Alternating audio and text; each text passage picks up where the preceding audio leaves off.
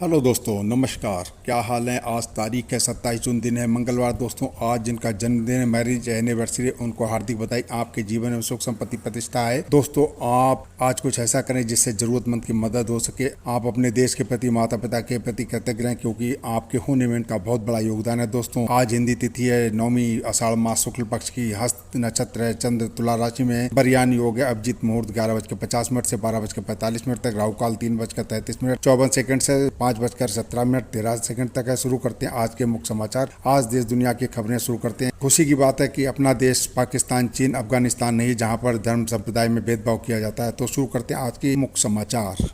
उत्तर प्रदेश में योगी सरकार global investor summit UPGIS में प्राप्त निवेश प्रस्ताव को धरातल पर उतारने में जुटी हुई है। राज्य सरकार ने पहली ग्राउंड ब्रेकिंग सेरेमनी के लिए तय लक्ष्य को बढ़ा दिया है। सितंबर-अक्टूबर में संभावित भूमि पूजन समारोह में 10.5 लाख करोड़ रुपए की निवेश परियोजनाओं को धरातल पर उतारने का लक्ष्य निर्धारित किया गया था, जिसे अब बढ़ाकर 13.6 लाख करोड़ रुपए किया गया है। विभागवार जवाबदेही तय करते हुए तय लक्ष्य में करीब 20-30% की वृद्धि की गई है। GBC की तैयारियों में जुटी सरकार की ओर से फिलहाल उन इकाइयों को धरातल पर उतारने में है जिनकी जमीन संबंधी दिक्कतें दूर हो गई हैं। सभी विभागों को स्पष्ट निर्देश दिया गया कि वे लगातार निवेशकों के संपर्क बनाए रखें। जिन निवेशकों से संपर्क नहीं हो पा रहा है या जो जवाब नहीं दे रहे हैं, उनके MOU को हटाया नहीं जाएगा। बता दें कि फरवरी में आयोजित UPGIS में राज्य सरकार को 35 लाख करोड़ रुपए से अधिक के निवेश प्रस्ताव प्राप्त हुए थे। पहली ग्राउंड ब्रेकिंग सेरेमनी में 1/3 से अधिक के निवेश को जमीन पर उतारने की तैयारी चल रही है।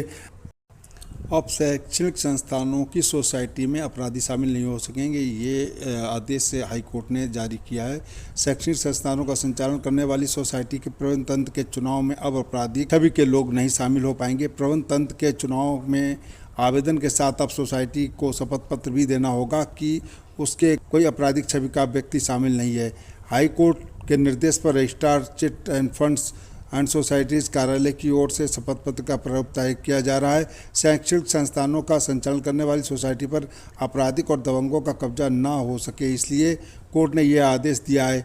हाई कोर्ट ने एक याचिका की सुनवाई करते हुए निर्देश दिया कि सोसाइटी व चिट फंड के सभी सहायक व उपनिबंधक ये सुनिश्चित करेंगे कि सोसाइटी रजिस्ट्रेशन अधिनियम 1860 की धारा 4(1) और 25(1) के अंतर्गत कार्रवाई करने से पहले वे सोसाइटी के प्रत्येक सदस्य आवेदक से उसके आपराधिक इतिहास के बारे में शपथ पत्र प्राप्त करेंगे। शैक्षिक संस्थानों का संचालन करने वाली सोसाइटी के संदर्भ धारा 4(1) के तहत वे तब तक कोई आदेश पारित नहीं कर सकेंगे जब तक कि प्रत्येक सदस्य अपने आपराधिक इतिहास के संबंध में शपथ पत्र मुहैया न करा दे।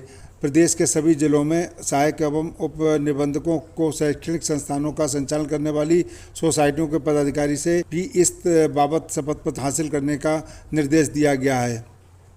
पेट का भूखा तो पेट भर खाएगा, लेकिन नोट का भूखा कितना खाएगा पता नहीं। इसीलिए हमारे देश में जब तक फर्जी लेन देन से करोड़ों करोड़ों रुपए के आयकर विभाग जो है केस पकड़ता है। और इसी क्रम में आज सर्राफा और रियल एस्टेट कारोबारियों के घर वापस प्रतिष्ठानों पर छापे के दौरान आयकर विभाग के अधिकारियों ने 250 करोड़ रुपए का फर्जी लेन देन पकड़ा है। कारोबारी राष्ट्रीय राजधानी क्षेत्र में बंद हो चुकी कंपनियों के नाम पर खरीद और बिक्री दिखा रहे थे। अब इतने ज़्यादा फर्जी लेन देन की वजह से अब इन कारोबारियों के चार्टर्ड अकाउंटेंट की भूमिका भी संदेह के घेरे में आ गई है। वहीं सिविल लाइंस निवासी एक सर्राफा कारोबारी के घर के पास खड़ी लग्जरी कार की मैट के नीचे से 12 किलो सोने के बिस्किट भी मिले हैं। गुरुवार को आयकर विभाग अधिकारियों ने कानपुर में 17 स्थानों पर, जबकि लखनऊ, दिल्ली और कोलकाता में 21 स्थानों पर छापेमारी की थी। शहर में Radha Mohan Parsottam Das jewellers, Radha Mohan jewellers and limited, Monika jewellery, Dwarka Prasad, Mysore Mahadev Prasad jewellers, emerald garden housing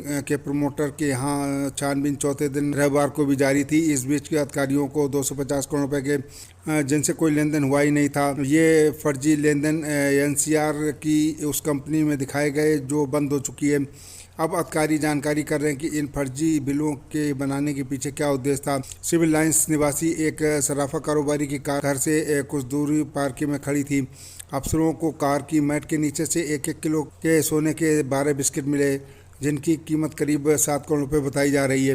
car के मैट के नीचे जिस तरह से सोने के बिस्किट छिपाए गए थे, इससे अफसरों को शक है कि सोने की तस्करी भी की जाती है। नयागंज के एक कारोबारी के लिए बाजार में पहले से ही तस्करी से जुड़े होने के चर्चा जोरों पर है।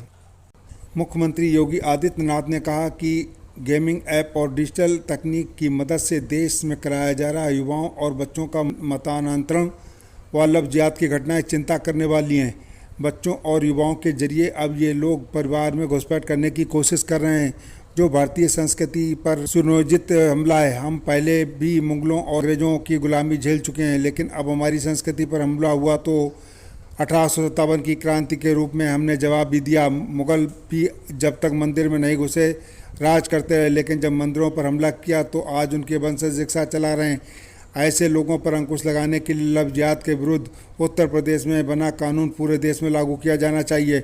नोएडा में जनसभा को संबोधित करते हुए योगी ने कहा कि जिस तरह से यूपी में माफिया ठंडे पड़े हैं, उसी तरह 2027 तक पाकिस्तान भी ठंडा पड़ जाएगा। भारत विश्व की इकलौता देश है जो 3.5 वर्ष से 80 करोड़ नागरिकों को निःशुल्क राशन दे रहा है और पाकिस्तान के लोग रोटी के लिए मोहताज हैं।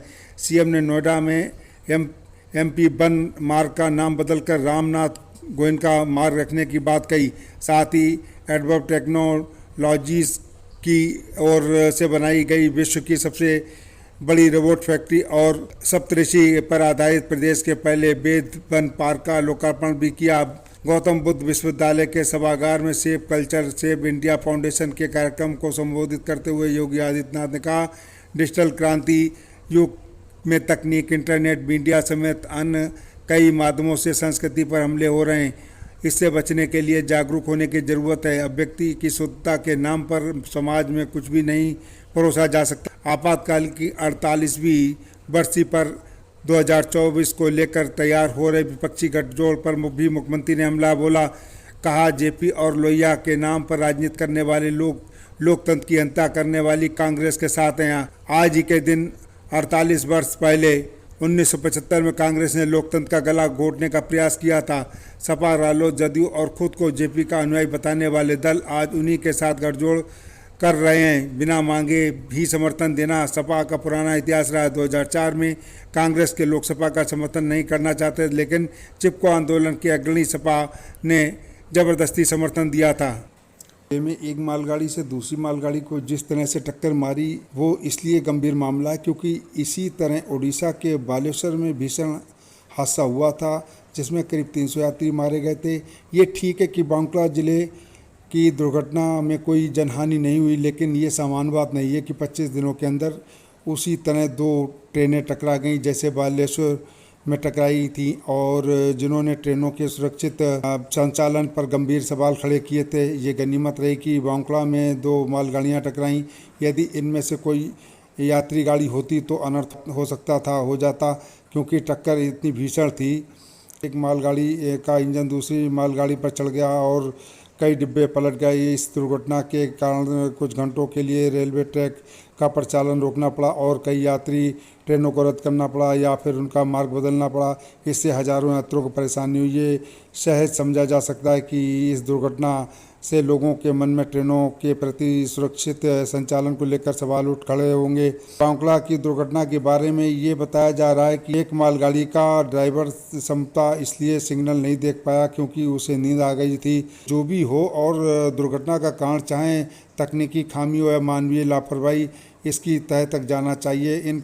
उन कारणों का प्राथमिकता के आधार पर निवारण होना चाहिए जिससे चलते रह कर ट्रेनें दुर्घटनाएं होती रहती हैं और आमतौर पर छोटी मोटी ट्रेन से इसमें जनहानि नहीं होती हैं। चर्चा और चिंता का कारण नहीं बन पाती, लेकिन अब समय आ गया है कि प्रत्येक छोटी से छोटी दुर्घटना को गंभीरता से लिया जाए। इससे ही ट्रेनों के सुरक्षित संचालन को सुनिश्चित किया जा सकता है। ये सही है कि पिछले कुछ समय से ट्रेन दुर्घटनाएं कम हुई, लेकिन ये शुभ संकेत नहीं है कि जैसे कारणों से बार बार हादसे होते रहते हैं। ट्रेन दुर्घटनाओं को रोकने के लिए उन्नत तकनीक का उपयोग बढ़ाने के साथ मानवीय भूल की गुंजाइश को कम करना होगा। ध्यान रहे कि एक बार मानवीय भूल सतर्कता का अभाव का परिणाम होती है। ट्रेन दुर्घटनाओं को रोकने के लिए जिस कवच प्रणाली को प्रभावी माना जा रहा है केवल 2% हिस्से में ही लागू हो सकी है, फिर उसका दायरा तेजी से बढ़ाना होगा। इसके साथ ही ट्रेन हादसों को रोकने के अन्य उपाय भी करने होंगे, क्योंकि कवच प्रणाली ये हर तरह से दुर्घटनाओं को रोकने में सहायक नहीं है। ट्रेन दुर्घटनाओं को रोकने से पहले हमें जापान सरीखे देशों से सीख लेने के लिए तत्पर रहना चाहिए, जहां ट्रेन हादसे ना के बराबर होते हैं। निकाय चुनाव में हार के बाद बसपा ने अपने पुराने जिलाध्यक्ष को हटाकर उदय वीर को कमान सौंपी है। नगर निकाय चुनाव की करारी हार के बाद बसपा के जिलाध्यक्ष जदवीर गौतम पर गाज गिर गई है। नगर निगम पालिका व नगर पंचायतों के प्रत्याशियों के बेहतर प्रदर्शन नहीं करने पर यदवीर को हटा दिया गया। उनकी जगह पर बरेली के मुख्य जोन कोऑर्डिनेटर उदय वीर सिंह को जिलाध्यक्ष बनाया गया है। 6 जिला प्रभारी के नाम भी घोषित कर दिए गए हैं। बसपा ने नगर निकाय चुनाव में अपने प्रत्याशियों को उतारा था। नगर निगम में बसपा का प्रदर्शन काफ़ी, प्रत्याशी तीसरे नंबर पर आ रहा है। इसलिए जिस नगर पालिका और नगर पंचायत के प्रत्याशियों को उतारा, वहां भी स्थिति बेहतर नहीं रही। चुनाव के नतीजे आने के बाद ही संगठन के टिकट वितरण को लेकर नाराजगी सामने आने लगी है। मुख्य जोन कोऑर्डिनेटर उदय वीर सिंह व संगठन के अन्य मोर्चे के जिला नेतृत्व की रिपोर्ट राष्ट्रीय अध्यक्ष मायावती भेजी थी। माना जा रहा है कि चुनावी हार का ठीकरा जिम्मेदार के सिर पर फूटेगा। बुधवार की देर शाम को बसपा ने शाहजहानपुर फेरबदल किया। जिलाध्यक्ष जदवीर गौतम को हटा दिया गया। उसके स्थान पर मुख्य जोन कोऑर्डिनेटर उदय वीर सिंह को जिम्मेदारी दी गई है। उदय वीर सिंह पूर्व में भी जिलाध्यक्ष रह चुके हैं। इसी तरह दिनेश एडवोकेट, संतन पाल, जदवीर गौतम, राजेश कश्यप, राजीव गौतम, चंद्रकेत मौर्य को जिला प्रभारी बनाया गया। बरेली बसपा मंडल के व जिला प्रभारी अपनी विधानसभा का कार्य में को देखेंगे। इसी तरह अजय सागर, मुनीश गौतम, यशपाल गौतम, देव शंकर गौतम, आदर्श कुमार, परवेश गौतम को जिला सचिव बनाया गया है। संगठन ने प्रत्येक विधानसभा में सचिव भी नियुक्त किए हैं। दोपहिया वाहनों में पंजीकरण के लिए अब हेलमेट अनिवार्य कर दिया गया। परिवहन आयुक्त की ओर से मंगलवार को इसका आदेश भी जारी कर दिया गया। ये कदम सड़क दुर्घटनाओं में होने वाली मौतों में कमी लाने के लिए उठाया गया। आदेश में कहा गया कि गाड़ियों की डिलीवरी के समय डीलर ग्राहक को BIS मानक का हेलमेट उपलब्ध कराएगा। पंजीयन अधिकारी वाहनों के पंजीकरण से पूर्व हेलमेट आपूर्ति का प्रमाण पत्र चेक करेंगे। निर्देशों पर अमल न करने पर डीलरों पर परिवहन विभाग कार्रवाई करेगा। परिवहन आयुक्त ने कहा कि इस संबंध में पूर्व में भी निर्देश दिए गए थे, लेकिन उनका अनुपालन सुनिश्चित नहीं कराया गया था। इस संबंध में शिकायतें प्राप्त हो रही हैं कि वर्तमान में डीलर व वाहन निर्माता ग्राहकों को दोपहिया वाहन डिलीवरी के समय BIS मानक के अनुरूप हेलमेट की आपूर्ति नहीं कर रहे हैं। उन्होंने कहा कि प्रदेश सरकार की मंशा सड़क दुर्घटनाओं से होने वाली मृत्यु दर को कमी लाने में है। यह न्यूज़ उन लोगों के लिए बहुत आवश्यक है जिनको हृदय गति BP की परेशानी रहती है। अखिल भारतीय आयुर्विज्ञान संस्थान एम्स के एक शोध में भ्रामरी प्राणायाम को बहुत ही लाभकारी बताया गया है। इसके मुताबिक प्रतिदिन 5 मिनट भ्रामरी प्राणायाम करने से हृदय की गति नियंत्रित रहती है। ब्लड प्रेशर की समस्या में भी आराम मिलता है। एम्स के चिकित्सकों ने ब्लड प्रेशर के 70 मरीजों पर एक शोध किया। मरीजों को 35-35 के 2 बराबर समूह में बांटा। एक समूह को धीरे धीरे सांस लेने को कहा गया, वहीं दूसरे समूह को भ्रामरी प्राणायाम कराया गया। शोध से पहले दोनों समूह के सभी सदस्यों का ब्लड प्रेशर, BP और हृदय गति परिवर्तनशीलता HRV की जांच की गई। 5 मिनट तक भ्रामरी प्राणायाम के बाद फिर से BP और HRV की जांच की गई तो HRV में काफ़ी सुधार पाया गया, जबकि BP के स्तर में भी सुधार की संभावना बनी। चिकित्सकों ने कहा है कि यदि मरीज नियमित रूप से लंबे वक्त तक 5 मिनट के लिए भ्रामरी प्राणायाम करता है तो HRV और BP की काफ़ी सुधार आएगा। शोध से जुड़े डॉक्टर ब्राउन ने बताया कि धीमी सांस लेने वालों को अक्सर दिल से जुड़ी बीमारियां जकड़ लेती हैं। विदेश में शोध में सामने आया कि 1 मिनट में 12 से 20 सांस छोड़ने वाले स्वस्थ होते हैं। 6 से इससे कम बार सांस छोड़ने का अभ्यास हो जाए तो भविष्य में दिल से जुड़ी बीमारियां होने का खतरा टल सकता है। ये इस जो है प्राणायाम को करने से हृदय गति और BP वाले पेशेंट को फ़ायदा मिल सकता है। इसलिए हम सभी ऐसे रोगियों से निवेदन करेंगे कि इसको वो नियमित रूप से करें।